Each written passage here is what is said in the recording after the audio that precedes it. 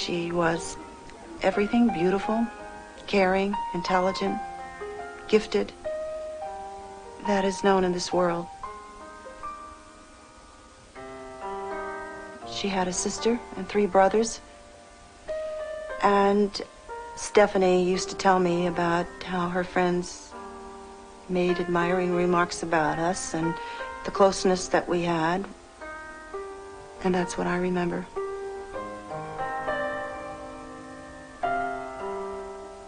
The last time I saw Stephanie, she was going out the garage, and I went out with her, and the last thing she said to me were, "Do these socks look okay, Mom?" And I said, "Sure, you know, they're fine." And she said, "I really have to clean up this car tomorrow," because she had piled in a bunch of her stuff from school. And I said, "Have a good time, have fun, and give me a call if you're going to be later than I expect you." And she said, "Goodbye." My relationship with Stephanie as a father was a little different. She was my best girl, all that sort of thing, but to her mom, she was a real friend, and her other side, she could see all the things that she wanted to do and to become as an artist and a gifted person were reflected in Steph, and all that was crunched just in a moment, and it's hard to take. In the early morning hours of April 3rd, 1982, Stephanie Roper left a friend's house and never completed the 20-minute drive home.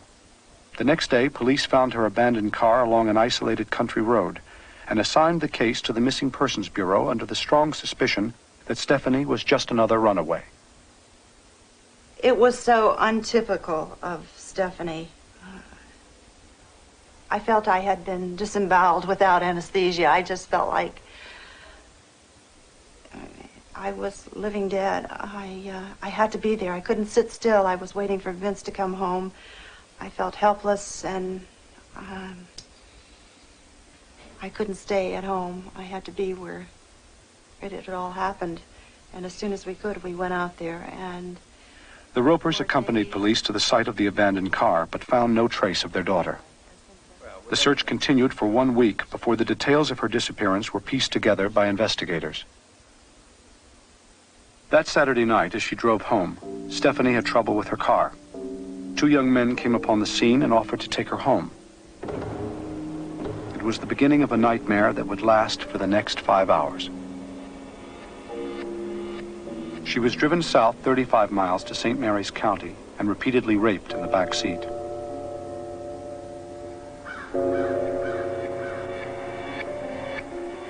Their destination was this abandoned shack in one of the most secluded parts of Maryland.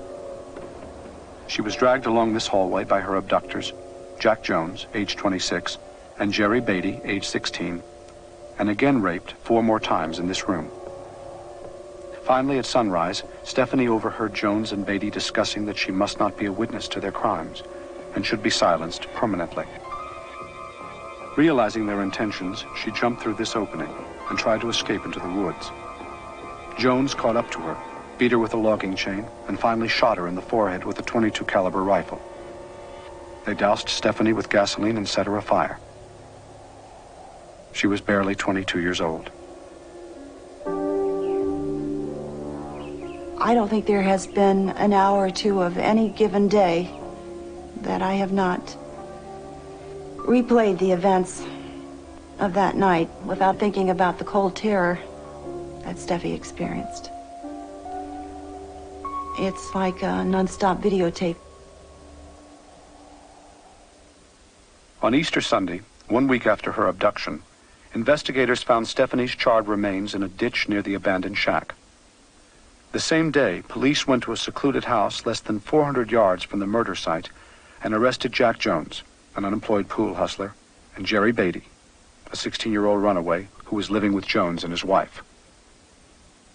Their quick arrest came as the result of a tip given to police by Jones's brother-in-law, who had heard Beatty bragging about the crime. The evidence against them was substantial, and eventually both made full confessions. They were convicted of first-degree murder, kidnapping, and rape, and sentenced to serve 2 life terms plus 30 years, concurrently, meaning that Beatty and Jones could be paroled in less than 12 years. Life for Jack Jones meant 11 years and 7 months.